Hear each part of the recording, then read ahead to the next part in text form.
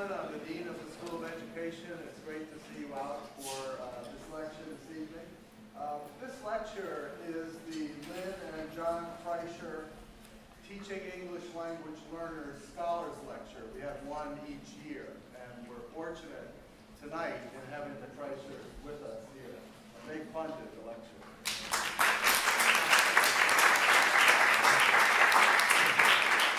Thanks so much for their support of the school. And Lynn has been a member of our Board of Visitors for a number of years and is a past chair of the Board of Visitors. So great to have you here. This is the third already lecture in the landscape of urban education lecture series this year. And I think we're just at the midpoint in the first semester of the year. So we're moving quickly. And the credit for putting together, just an amazing series of lectures goes to Marcelle Haddix, who is here. And she is going to introduce our speaker for tonight, so I'm going to turn it right over to her.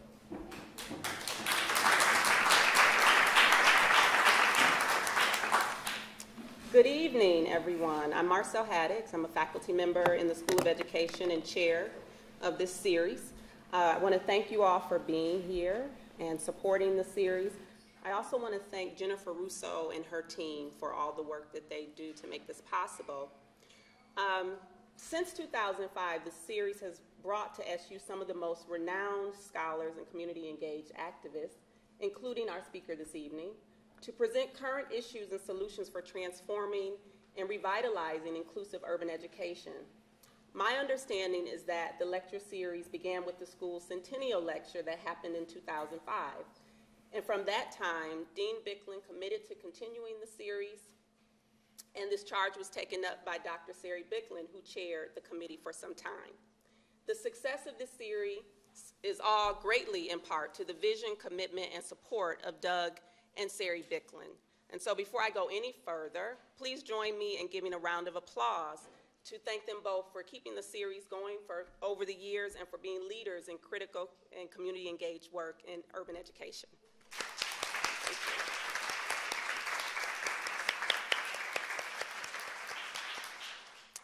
So this evening, Dr. Lisa Patel will present Youth Held at the Border, Immigration and the Politics of Inclusion. Professor Patel is a sociologist, writer, and educator. Prior to working in the academy, she was a journalist, a teacher, and a state-level policymaker. Across all of these experiences, her focus has been on the ways that education structures opportunities in society, and her daily work has been with youth who are marginalized through these structures. For the past 9 years, she has been working with recently immigrated youth in Boston on projects of community-based, action-oriented research and analysis of society. I began working with Professor Patel in 2004 when she joined the faculty at Boston College, and I happened to be completing my doctoral studies there.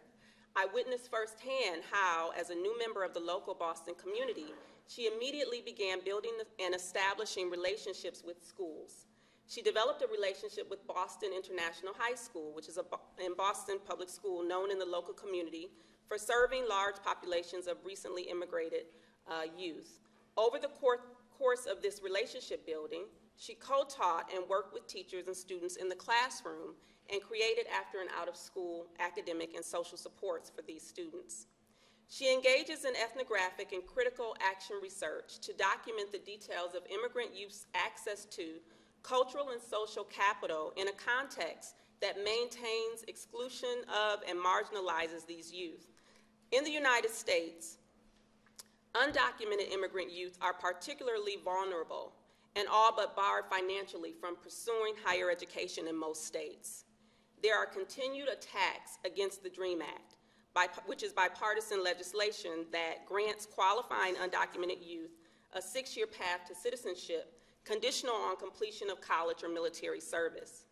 Undocumented immigrant youth face significant obstacles in their pathways to academic and professional success and stability. One way Professor Patel's work intercedes is by coordinating with for-profit and nonprofit workplace partners to build internship opportunities and by inviting youth to enroll and participate in the college courses that she teaches. I'm excited to introduce Dr. Lisa Patel, our speaker for this evening. She is not a stranger to the lecture series.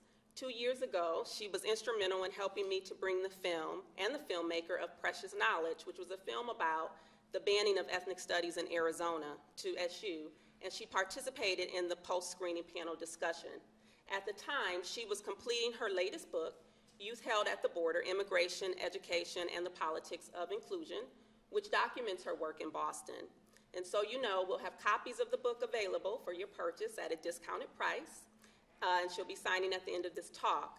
The book was most recently received the American Education Studies Association's Critics Book of Choice Award. And of the book, Harvard Educational Review writes, Patel is the kind of writer and scholar that education requires, one who is unafraid to tackle the immense web of threads that comprise educational phenomena, even if that means weaving together different methods and media. It is no surprise that in Youth Held at the Border, Patel has written the kind of book that education needs, a book careful to mold over-politicized debates, in this case, immigration, to the shape of everyday lives, hearts, and minds of young people. This is a book that sounds a moral call we must heed, and I couldn't agree more. Her scholarship, in my mind, shows a commitment to community activism and transformative practice.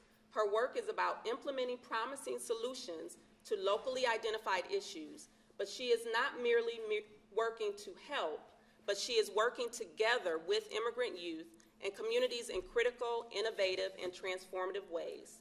She has been an advisor and a mentor for me in my own work as a community-engaged scholar, and most of all, she's a dear friend and sister.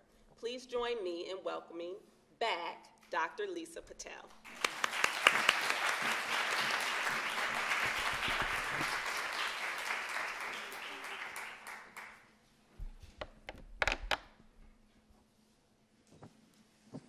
Hello.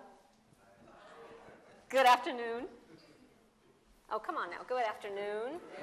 Okay, there's some people in the room. How are you all doing? Good. I want to add my thanks to Dean and Sari Bicklin, Jennifer Rousseau for putting together this talk series, for pulling together all the details. Definitely to the Kreischers, it was real nice to have a chat with you before the talk. It's always nice when you can meet people who have contributed some funds to make something happen, and then they turn out to be real cool people. That's just bonus. That's really nice. I must give a lot of recognition and thanks to my sister, scholar, and friend, Marcelle Haddix. How many of you are taking some coursework with Marcelle or know Marcelle? Let's thank Marcelle. It's been my privilege and honor to work alongside Marcelle for, I can't believe it's going to be almost 10 years soon. I'm deeply influenced by the kind of person that she is, the kind of scholar she is, the kind of woman she is. It's what we all aspire to in a three-dimensional way. And if you haven't had the opportunity to take a class with her, you better get on that because you're missing out. So, it really is my pleasure to be back here. I greatly enjoyed being at SU when I was able to be here a few years ago. I'm humbled to be able to spend a little bit of time with you this evening. It is ironic and actually really wonderful that I'm here speaking to you on Columbus Day. Because we're going to be talking a little bit about Columbus and that Nina and that Pinta and that Santa Maria this evening and what happened after that. But I hope that I'm able to offer some things that we can use as a starting point to get into a conversation about immigration, about the politics of inclusion, about who is in prison, who gets health care, who makes a living wage, and who doesn't. In order to do that, I want us to really focus in on the idea of fiction and stories. Those of you who are enrolled in the School of Education, you know that you have here at this school a really rich resource of faculty who do excellent work in the area of reading and literacy. But even if that's not your area, we're all readers. We all engage with stories. So I thought I'd just show you the living room that I want someday. Isn't that nice? I wanted to show you this picture more seriously because I want us to be thinking about stories. I want us to think about the stories that we tell ourselves that enable us to get through life in an easier way, the stories we tell about the nation that does particular kinds of work, And I wanted us to think about stories from the words of Baba Chinua Achebe. He explicitly and implicitly in his large body of work reminds us that the stories that we tell have constitutive force. They have material shaping realities. And that we have an inalienable sovereignty to always change the story if it's not doing the work that we need it to do.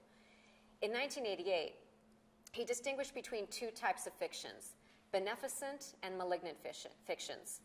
Beneficent fictions are the ones that never forget that it is a fiction, while malignant fictions never know that they are a fiction. As Jennifer Vada-Boncour wrote in an edited volume addressing the fictions that prevail about adolescence, malignant fictions are universal, absolutist claims that appear to communicate a significant message about reality. In this science, all theories, cultural and scientific, are stories. All of this is stories. I remember when I was taking chemistry in high school. I think I was a sophomore when I was taking chemistry, and I had to sit down the first day next to that periodical table of that. It scared the hell out of me, that table. Because actually, then when I was sitting up next to it, I saw that not just was there one number next to each little pairing of letters, there were like 3, 4 numbers. I thought, I'm never going to be able to learn all of that. And now, a little bit older, I remember that chemistry teacher, the first day of our class, he pointed to that table and he said, that's just a story. It's just a theory. You might come up with a better one. It's a pretty good one. You're probably not going to come up with a better one, but it's the best one we've got. And I think that Achebe is trying us to think about the same thing, that everything that we encounter, a theory, a scientific idea, it's just a story, and we have to think, is it doing more harm than good?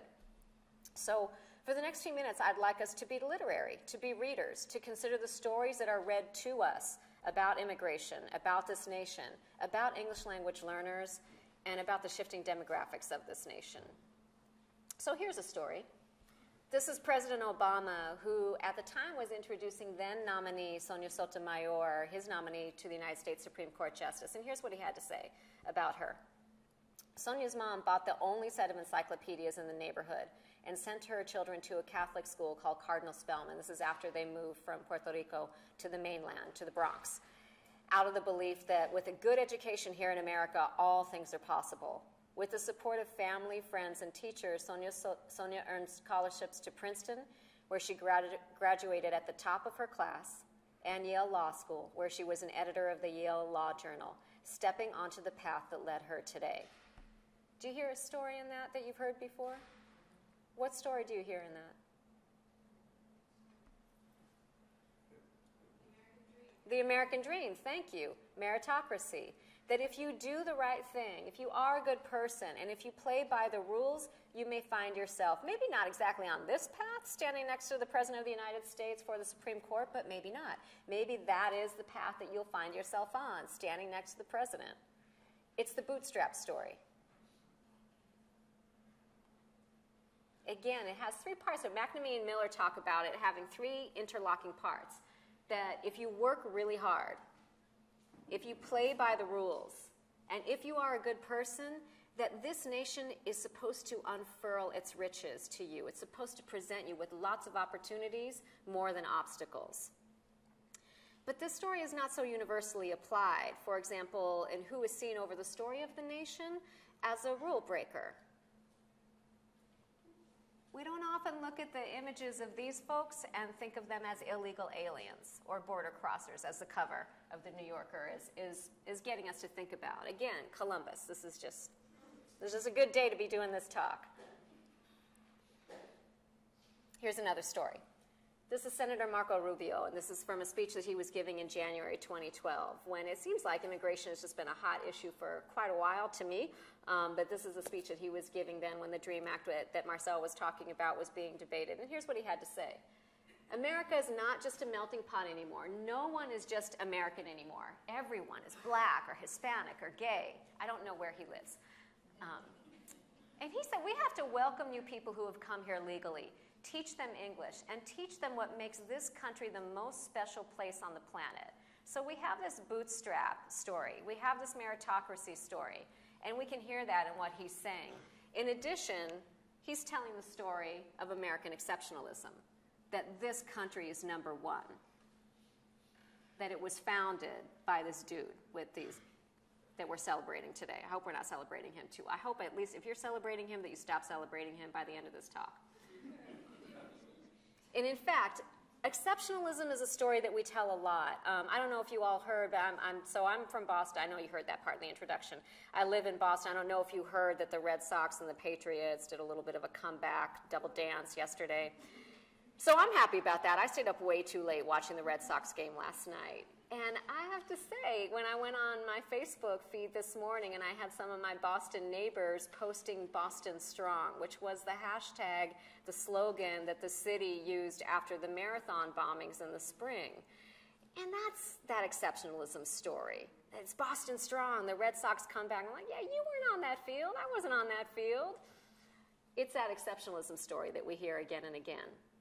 These two things work together. These stories of meritocracy, American exceptionalism, and individualism, they work not just to explain the world around us, but they organize how we do our work, how we conceptualize our work in communities, how we think we should be doing our job as teachers in schools.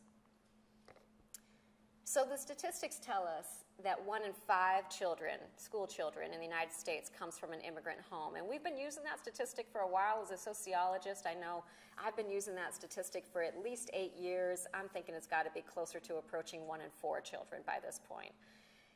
And we cling to this idea of education as a great equalizer, and most specifically through language. Remember that story that President Obama was telling when he was introducing Sonia Sotomayor? It was through reading and writing and working hard in that Cardinal Spellman Elementary School that she succeeded and got that scholarship to Princeton.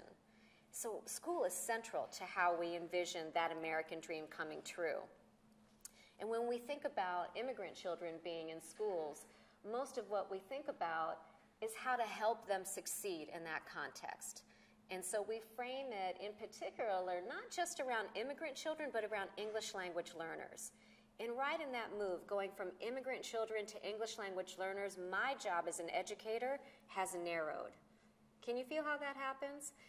Understanding an immigrant child, understanding an immigrant family has a lot of complexity to it. It has ramifications and information that I should know about the law, about healthcare, about employment, about documentation status. If as a teacher in training, I instead just learn about English language learners, that's happened to my job. So I can really focus on helping them to learn English. Now, I don't want you to get it twisted. This is very important. If you're preparing to be a teacher, you need to know how to support your students to have fluency in standard academic English, to do a better job than I'm doing with my ums and ahs in this kind of speaking style. That is absolutely your job. But we can't conflate educating a whole child with educating just about language. Because remember that it's really not a meritocracy out there. And if that isn't something that you know, I also hope to dispel that a little bit. What we don't spend as much time on in focusing on English language learners is who's doing the teaching of our young people. So in my institution where I work, I have the pleasure of working with a lot of colleagues who focus on academic language fluency and supporting teachers and working with their young children to achieve that. And we talk a lot about academic language objectives. So how can we teach the content but also teach the academic language that's in the science lesson, that is in the history lesson? But what we don't often talk about is who's doing that teaching. So when I work with the students that I work with at Boston College, most of whom are monolingual and most of whom come from, I would say, upper middle class, more than middle class families, most of them are the population that I'm thinking also need a language objective. Because if you are monolingual and your home language was standard academic English, it's going to be hard for you to understand the bilingualism that many of our immigrant children come with. So we have a tendency to locate learning objectives for just the folks who don't fit into what we've grown used to seeing as intelligence, what we've grown used to seeing as competency. But when demographics are shifting, we all have some unlearning and learning to do. And of course, I have this slide up here, and I hope this is something that you've been thinking about. We also have to talk about the racial demographics of who are the teachers and who are the young people and what are the worlds that they're living in. What do they need to know about each other? The Onion took this up in great satirical fashion, where they, well, I'll let you just take a look.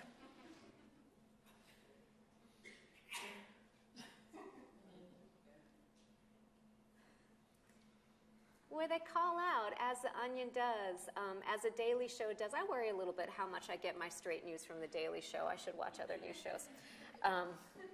But what The Onion is calling out here is how is it that we can better prepare the folks who are going in to help these young people learn? What are we assuming that this young lady has as a gift that she can give to these youngsters? And then out of the mouth of this youngster, some real truth comes. It's like, I'd really like to have a prepared professional come into the school and be able to teach me. That would be good. And that's a challenge we have as at schools of education, as teacher educators, as aspiring educators.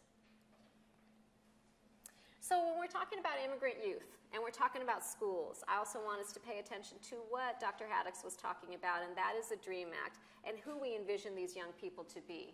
So this is Eric Balderas. He was a student at Harvard University, and he became the kind of poster child that the DREAM Act has used over time. And when some of the young people who I was working with, we were talking about the DREAM Act, and Eric Balderas' picture was going around Boston because he was seized by ICE authorities. One of my young people asked me very poignantly, this is a young man from Haiti who's phenotypically much, much darker than Eric Balderas. He asked, "Miss, is that why I can't get documentation because I don't look like him?" That's a heavy question, right? That's a real heavy question, because our young people who are immigrants get re-racialized when they come to this nation.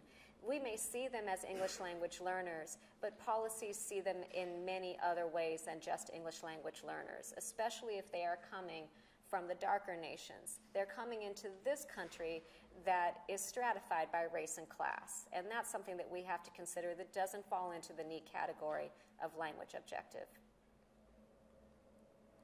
Our young people get re-racialized, and they get re-racialized in a system that is increasingly hinging some wealth in the incarceration systems. So in the deportation centers, in the detention centers, in the prisons. This is one of the growth industries that we've had in this nation over the past 5 years. For-profit colleges. This is also a growth industry. It should be very telling to us that in the United States, the consumer capital of the world, that college debt now outsizes credit card debt. That says something about where we are expecting different populations to hold that burden of debt. I did want to point out, in particular, this image that's in the bottom left here. If any of you all were at the Precious Knowledge screening, and if you haven't seen the documentary, I highly recommend that you do. This is from Tucson, Arizona. This is a scene outside of a Board of Education meeting, and this is a young boy, I think about age 6, being wanded by a police officer as he's about to head into that meeting. Now, my point here is that there's a re-racialization going on for immigrant youth, and that re-racialization is happening in a country right now that is arguably more stratified by race and income disparity than it has ever been. That we are incarcerating more black and brown men than we ever had. And even President Obama, many people who had great hopes that would be a champion of immigrant issues and causes, he shattered deportation records across his administrations. So we have to understand the racial narratives that are working when we talk about the country as a meritocracy and when we talk about American exceptionalism. That's part of what enables this re-racialization to happen. And if we do think that America is a meritocracy, then we just have to look at some statistics for a few minutes to understand who's being incarcerated, who's most at risk for suicide. In 1972, there were 300,000 people in U.S. jails. Today, there are 3.2 million. We have the highest rate of incarceration in the world. It has fundamentally changed our world. In poor communities, 1 out of 3 in this system of black men between the ages of 18 and 80 are populating those prisons and deportation centers. It's distorted by poverty and race. And yet we're very comfortable with this. If we take a look at dropouts in the United States, moving away from incarceration, you can see here, these are, if it's hard to read, this is whites, this is blacks, this is all Hispanics, this is immigrant Hispanics, first generation and second generation. So this population is part of the demographic shift in the nation. And right now this population is dropping out, I would say being pushed out of schools at an alarming rate. So even if you don't believe that it's important for us to support immigrant populations just out of an empathy with that population, we have to take a serious look at the future of this nation if the largest growing sector of the population is being pushed out of schools regularly. And those demographics, they are shifting. I remember this was a headline that that went viral when it came out in 2011. Does anybody remember this? Okay. White babies now a minority in the United States. The demographics are shifting. Who we see as the president is shifted. From when I was a child, I grew up seeing only faces like Gerald Ford, Ronald Reagan on the television, and now we see images of President Obama. This is an image of Nikki Giovanni at the bottom left. We should expect this to cause some cognitive dissonance in folks. Who is standing up as authority, as the teacher? When we're used to that being just white, US-born populations, that's going to cause some dissonance. And this has happened successively to every immigrant population. And the immigrant populations that we have now, because they're coming majority from the global south, they're feeding into a re-racialization. And as they assume authority positions, we should just not expect it to go over super cleanly. We should expect some blowback. You all know this face, right? We should expect some blowback. So I'm still talking about the stories here, the stories that we tell about the nation, and the stories that we tell our youth to prepare them for these kinds of realities. This is from the Hunger Games. This is still on the point of blowback. So what I hope is happening for you is this understanding of moving from teaching immigrant children to just teaching English language learners, that this, again, is necessary but woefully insufficient if we want to actually educate our children to survive and thrive in this country. It has to come down to transformation. So as I look at these stories, on the top, I have images that should remind us of multiculturalism, multiracialism, diversity, when we talk about this country being a melting pot. And on the bottom, images that remind us that while this population, these demographics are becoming more and more diverse, we're seeing an uptick, a definite uptick in xenophobia, in hate crimes that are racially fueled. So these stories are working at opposite ends. For me, then, I decide that the stories of meritocracy, the American dream, and America's exceptionalism are more malignant than they are beneficent. They are doing more harm than they're doing good. I need a different story.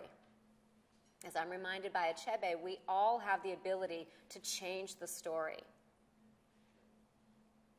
And Baldwin reminds us, in case this is starting to feel depressing, that we are actually capable of carrying a very great burden, but we have to figure out what that reality is and arrive there, and then think about what transformation we want to do. Without having a full understanding of the reality, the challenges that face our communities of color, including US-born communities of color and immigrant communities, we can't carry that burden very well. So I propose to you a different story about the nation other than exceptionalism and meritocracy. And that's a story that tells the history of this country, again, very poignant to have it on Columbus Day, as a settler colony. Anybody know what a settler colony is? Just raise your hand if you do. You know what a colony is. What's a colony, right? Everybody knows what a colony is. So today we celebrate the arrival of Christopher Columbus. But the thing that's different between a colony and a settler colony is, in a colony, I might sit on my throne as the queen and say, go, Christopher, go to that place that you think is India, which, by the way, because of Christopher Columbus, I have to say I'm an Indian from India. I have to make that distinction as opposed to... So, as a queen, I send Christopher Columbus and I say, go and find those spices and those fabrics and come back and bring them to me, because that's what I'm interested in. A settler colony is different. Instead of saying go and bring those things back to me, I might say, go, I'm going to go with you, and we're going to stay there. That's a settler colony. So a settler colony has three interlocking features to it, and this is something that Patrick Wolf has written about. I recommend Eve Tuck's writing on this as well. The first thing you do in establishing a settler colony is grab the land. Go out in the manifest destiny with your flag and put your flag in the land. Now, but there's a problem when you do that. There are these people on the land already, so you got to get rid of those people. This is the second interlocking feature of settler colonialism. This is an image from the Indian Bureau of Education that for about 50 years, its motto was to kill the Indian in order to save the man. So you have to get rid of the indigenous population. Settler colonialism has those two interlocking features to it. The last interlocking feature is that you need to bring in slave labor in chains. So what I would propose to you is that the U.S. as a settler colony, reckoning with that history, we can still see echoes of that going on. We can still see echoes of populations that are brought in to do the labor, not to own the land, but to do the labor. As Eve Tuck reminds me and reminds folks who read her work, with settler colonialism, it's not just an event, it's an ongoing structure. And fundamentally, it's about the land, and it's about accumulation of wealth. So bringing in vulnerabilized labor is very important to settler colonialism.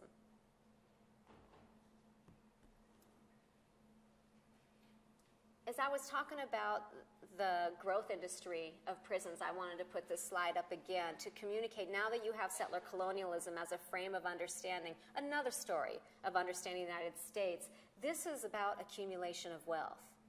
Those bodies in those incarceration facilities count for profits for those corporations. It's about accumulation of wealth. Here's a quick glance at how spending on immigration enforcement has increased over the years.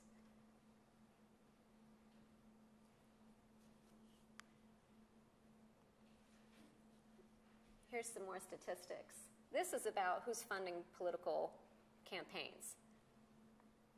This is state political giving by private prison companies, and that's also increased over time.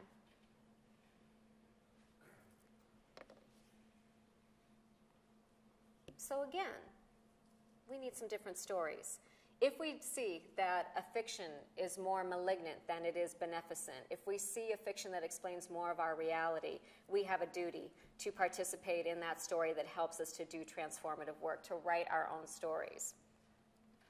So when I think about what we can do, how we write different stories, one thing that we can do is we can stop using this word illegal to describe populations who are here. Because I don't use this word, I don't use illegal, even though the New York Times still does. I don't use the word illegal, not because I think it's not a nice word, because I'm fine with being mean and nasty. That's okay, I'm down with that. I don't use this word because when we use illegal, what it does is it obscures all of this behind it. When we use illegal, we carry through a racial narrative that individualizes acts of migration to individual acts of legality and illegality. And that is not what migration has ever been about. It is not what it's about today. Particularly today, migration and push and pull across borders is about global capitalism. It's about vulnerable populations being pulled and being pushed to places where they might be a little bit less vulnerable, where they can do that labor, even though still very cheap, might get them a little bit higher step on a ladder. But when we use illegal, it obscures all of that background. So that's why I use undocumented. So that's a different story we can tell. We can tell a story about the ways that white markets depend upon black markets. So how much money you spend for your manicure, your pedicure, your like $5 bargain t-shirt from the Gap, whatever it might be, which I do all of those things too. Thinking about the price points we pay for these products and resources, that's a black market that enables a white market. That white market, the prices we pay depends upon that vulnerabilized labor. So if we understand immigration to be tied to capitalism, we have to get very concerned about living wages. We have to get concerned about ways that the Latino populations are courted by politicians while they're being exponentially incarcerated and deported. And we have to get much better at calling out that conflict in stories. We could say it simply with things like this. This is a billboard I saw in California. But this involves changing our script, changing the story we tell about immigration. And changing the story we have about the U.S. being an even playing field. It's not quite that, but that's getting closer to it, I think. In fact, in her memoir, Sonia Sotomayor tells a much more complicated story about her success and her achievement than President Obama did when he was introducing her. One of the things she says is the importance of role models for young people. She says, when a young person, even a gifted one, grows up without proximate living examples of what she may aspire to become, whether lawyer, scientist, artist, or leader in any realm, her goal remains abstract. Such models as appear in books or on the news, however inspiring or revered, are ultimately too remote to be real, let alone influential. But a role model in the flesh provides more than inspiration. His or her very existence is confirmation of the possibilities one may have every reason to doubt, saying, yes, someone like me can do this. I'm going to skip that one. There are many different spaces and energies that we can look to that are actively transforming these narratives about meritocracy, about the American dream, about American exceptionalism. There are movements that are explicitly, purposefully linking how African American populations and how Latino populations and immigrant populations have been treated over the course of history in this country. There are movements that are linking a politics of inclusion that is just about documentation, but says but you still need to be either gay or straight in this way. There are many movements that are linking these things together. The one at the top right-hand corner is actually an artist that's out of Arizona that links the Jim Crow era to what's happening in many states now. There's the Dream Defenders, a movement out of Florida. Anybody heard of the Dream Defenders in this room? A movement out of Florida that has my heart just gleeful and singing every day that I think about it, because the Dream Defenders refuse to say this is just about immigrant rights, this is just about black rights, this is just about incarceration. They take the platform of, I'm a dream defender, and right now the United States is failing on that dream across many different populations and spaces. So they don't even cut to the problem of, well, it's just about immigration, or it's just about African Americans, or it's just about poor people. They don't capitulate to that. They say it's about all of these populations. So I wanted to talk with you a little bit about what we can do up close in addition to the social movements that are happening. And I wanted to speak to you about some of the work that we're doing in Boston to use some existing school structures to try to do transformative work. This is a critical transitions project that is going on in Boston. And what this does is uses an internship. How many of you, anybody done an internship in this room? Ever? It's something that's becoming more and more common. And so what we do is we use the internship to bring immigrant youth in a contact zone with professionals in the United States, in for-profit, nonprofit, and government agencies. And we use that kind of contact zone not just to say to them, you can assimilate and do this work too, but to say to them that I want you to be in these spaces and we want to make sense of it together. So we read critical readings together. We watch films like Precious Knowledge. We read people like Angela Davis, like Grace Lee Boggs, like Baldwin, so that we can be in dominant mainstream United States spaces that are mostly run by white folks, and we can make sense of what it means for us to be there. The young people and I think about questions like, who's the smartest person you know at home? Who's the smartest person you know at work? Who's the smartest person you know at school? So that we can see, as we map it basically ethnographically, that who's smart depends on the context. So when I work with communities that have been marginalized, one of the things that's a priority to me is absolutely I want them to be safe and secure, but I want them to get those footholds without having to sacrifice their families in the process, without having to look at the person who has the fancy job as smart, but not their mother anymore, if that makes sense. So we also do things like collective reading and writing, and we do things like this. We do research together, we make meaning together, we argue over ideas, we write manifestos together so that we can have a group identity. And the goal here is that we create a different way of being in relation to each other than sitting in individual desks and competing against each other.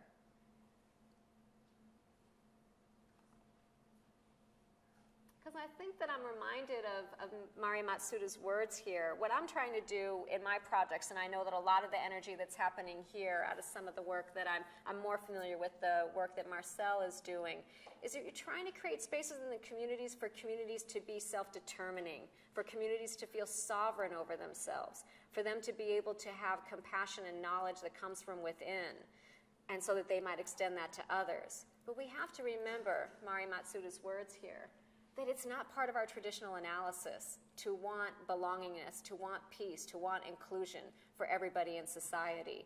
What she reminds us here is that it's actually not even part of what our legal code is written in. Our legal code is very much concerned with property and ownership, and that's part of why I want to talk with you about settler colonialism.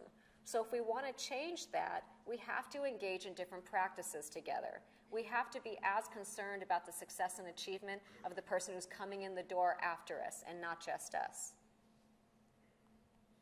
In other words, Dr. Vincent Harden puts it much more succinctly, we have to be creating this world that we are not, that we are citizens of, but it doesn't yet exist.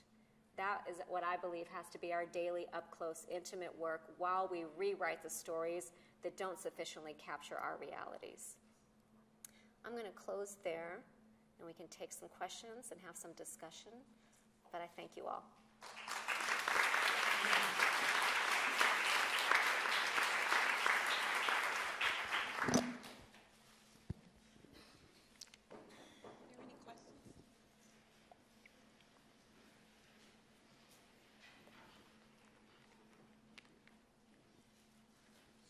So much for that talk. It was really powerful and inspiring. And I really appreciate the focus, the emphasis that you put on the stories we tell. One thing dawned on me when you had that picture up of Juan Crow, and I was wondering if you could address the question of the black and white binary and how we understand race here in the United States, and whether or not that obscures or obstructs our ability to see issues like immigration and how they affect, how students are affected within education. So let me see if I'm understanding your question well. Hang on to the mic in case I got it wrong, because I may get it wrong. So your question is about the ways that racialization may be obscuring some of the ways that we effectively talk about immigration. Is that right? Right. Mm-hmm. Right. So the shorthand answer is it's totally obscuring and kind of hobbling us in the way we're able to talk about immigration in a fuller way. And one concrete example of that is that, and this is something I was talking about with the Kreischers before the talk started, is we have such a short-term memory that all of the ways that different waves of immigration have been welcomed, or more to the point, not welcome in the United States, has been around the politics of inclusion.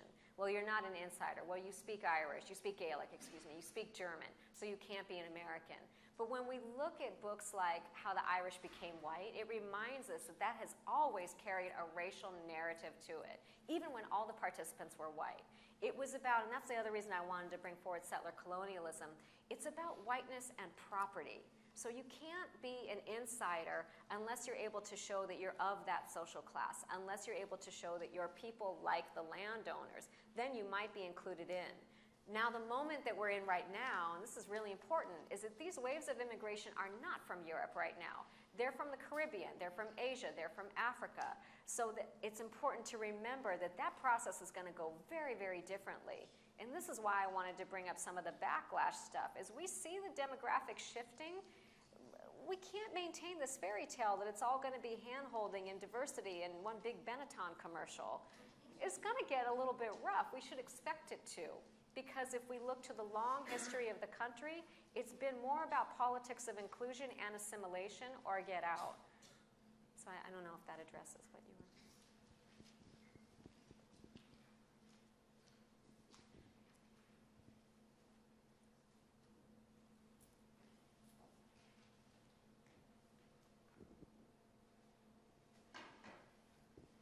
Hello. I was just wondering if you engage the families of the students that you're working with, and in what way, because I know I've worked with a lot of the refugee youth here in Syracuse, and there is a lot of worlds that they're jumping through in terms of, trying to connect with being here in this space, and then perhaps, maintaining cultural ties, language ties at home, and not feeling like they're abandoning one for the other. And so I just wondered, as you're empowering them to think about their own story and their own narrative, how you're also helping them to still be connected. Obviously they are still connected, but right. Engaging their families too, so there's not a disconnect. Right, that's a great question, thank you. One of the things that and I'm appreciative of how well you stated it actually and paraphrased it. One of the things that is very important in the project that I'm lucky enough to get to participate in, it's paramount for us to always be documenting and thinking about what is the intelligence in our families. Mike Rose has this great book called The Mind at Work, and he's a professor out of UCLA and a really, really brilliant writer. And he is the son of, I think, a man who did a lot of construction work, and his mom was a waitress. And he writes this book out of a complete homage to the massive intelligence that it takes to be a waitress. Are you kidding me? All of these orders and keeping it straight. So he writes that as a way of trying to preserve the intelligence that if you succeed well in school, you stand a good chance of getting that kind of wrung out of you, dripped out of you, that we don't see that often as forms of intelligence. We privilege reading and writing, and those are important, but sometimes what happens in immigrant families who are doing lots of hourly labor and service work is that that's not the image of intelligence that their young people might be seeing in school to aspire to try to do. So one of the things that we try to do is maintain that constant conversation with who's the smartest person at home. When you're working with refugee populations and recent immigrant populations, it's easy to feel that. It's easy to tap that. It's undeniable, the intelligence that's going on at home, that's just making that artistry of remaking a life happen every day. With the families, what we do is, it depends on some of the research projects that we're pursuing.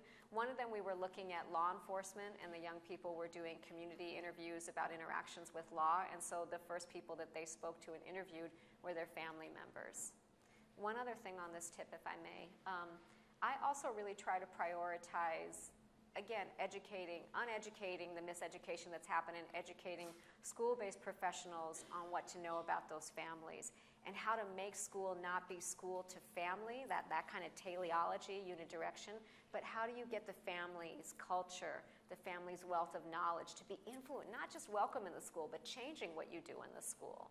And I think that's something we have to be doing a better job on. Thank you. Hi, thank you for your talk. I'm really enjoying it. I did have a question about the project you're working on with the Critical Transition Project. I'm all about self-empowerment, empowering immigrant youth, and especially recent immigrant youth. And even looking at the statistics with the dropouts, for the highest dropout rate for recent immigrant youth is kind of unavoidable because higher education is very difficult for especially undocumented youth because it's either banned or they have to pay out-of-state tuition. So working with young youth, it would make sense, but how do you deal with the transition from high school to college? Yeah, this is so rough, right? And I think that one of the things in higher education that we need to do is, and high school teachers, educators across the board, because it's almost in our blood. We want everybody to go to college. We just really want that to happen. And of course, the young people that I work with, for many of them, that's what they want to have happen as well. But it's one of these things where I feel like we were talking about this a little bit earlier today. I think of it as having a foot in each world. So I have to have a foot in the world where I want you to go to college. Where fundamentally, I want you to have places where you feel agentic, where you feel active, like you can be a person writing yourself into the world. College is one of those places where that can happen. I have to also have a foot in the world where undocumented youth pay at a community college about 3 times the rate that in-state youth do. And in New York, you have in-state tuition for your undocumented youth. We don't have that in Massachusetts. So I have to have a foot in that world, and I have to have a foot in the world that also acknowledges the college debt that is disproportionately being carried by communities of color, by families of color, by young people of color. So let's just, let's unpack that for a second.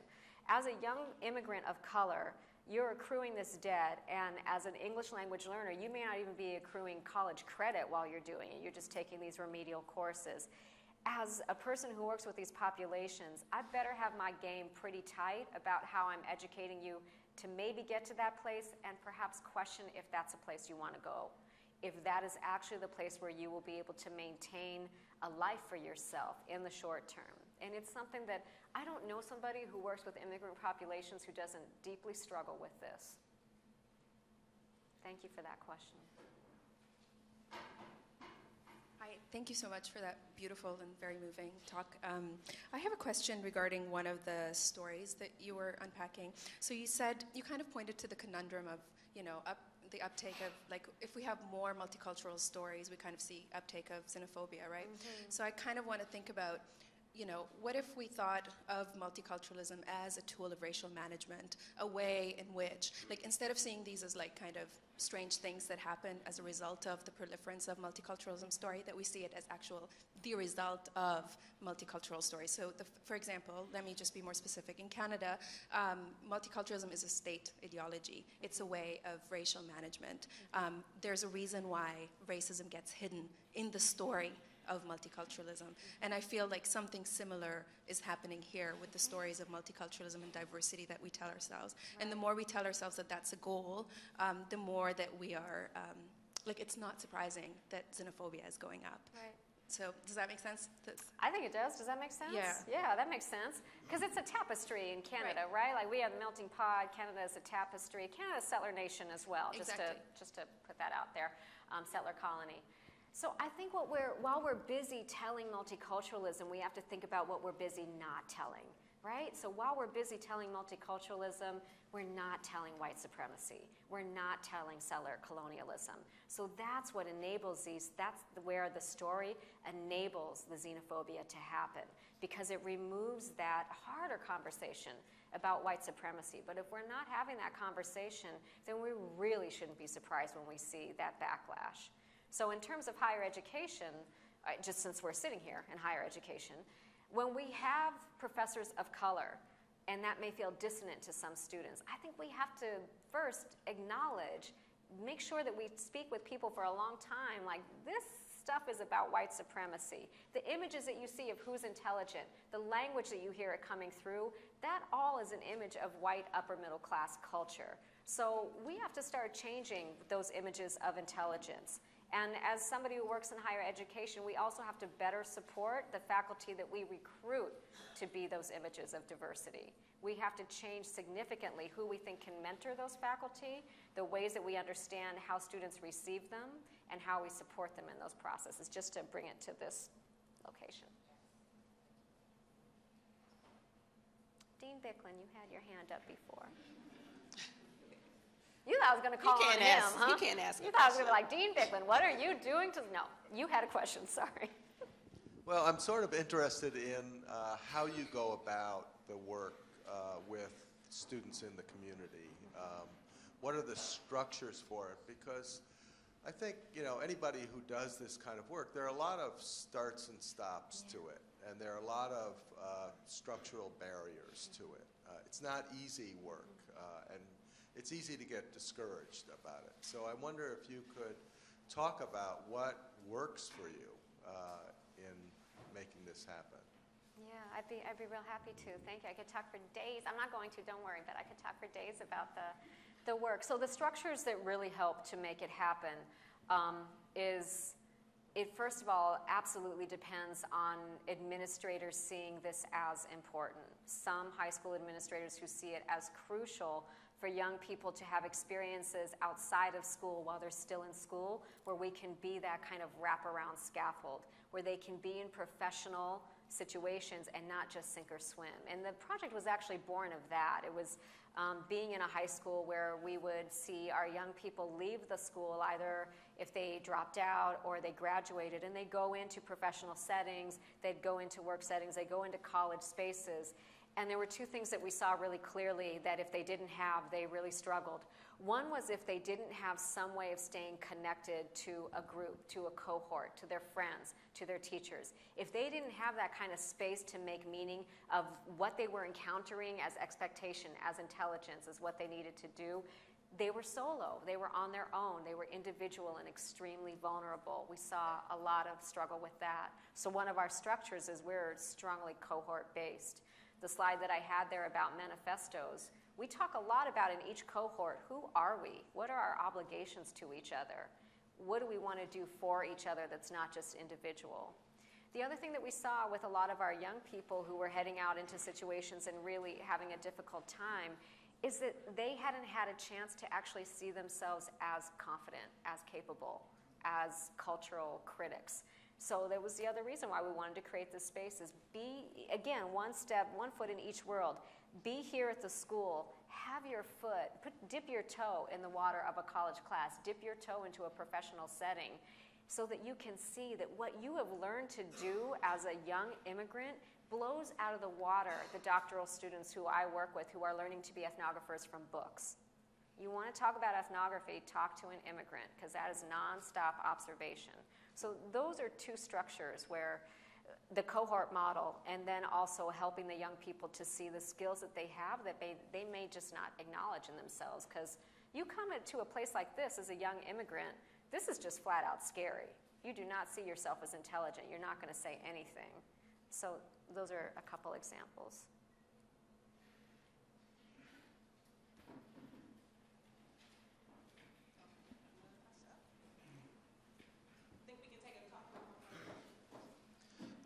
So I appreciated the way in which you linked immigration to capitalism, private property, and settler colonialism. And I wonder if, and then you had mentioned the sort of social struggles that are taking place around that, the specific project that you're working on. And I wonder if you are also interested in stories about alternatives to the rule of private property and contemporary settler colonialism.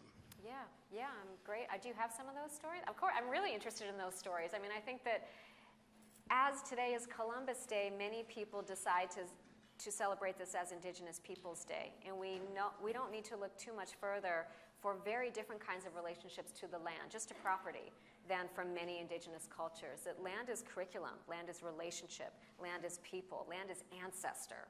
So there are many different ways that we could relate to each other and to the land. We just have to start telling more of those stories. Probably a couple more, and I know that this young person wanted to say something as well, again.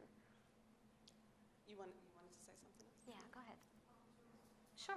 You'll be the last person. Hi, so my name is Kash Kim, and I'm a student at SU. I'm also an undocumented immigrant from Georgia.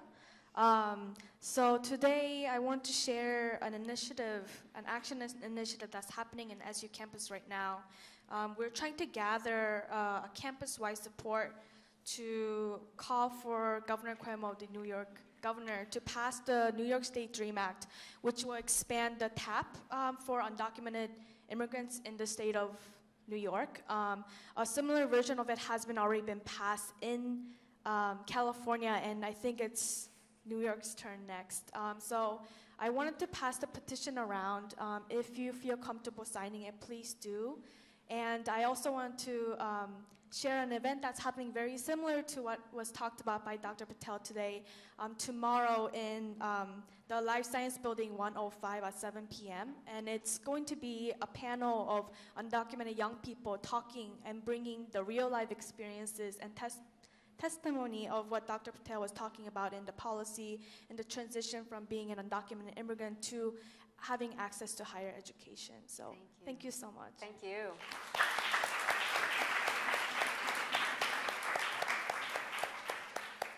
Marcelle, can I say one more thing? Yes. I'm sorry. Come stand next to me. I don't need that. They put a little one on me.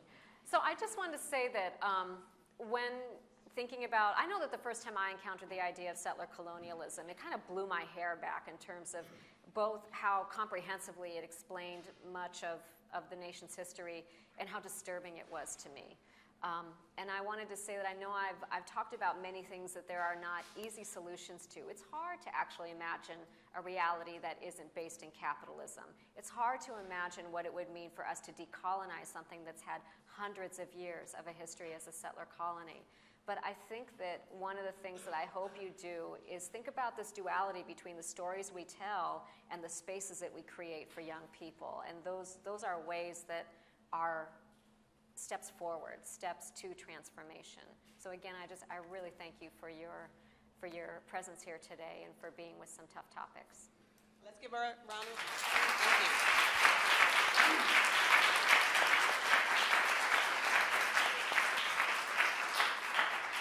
So thank you again for coming. I think we're going to sign books up here. Is that?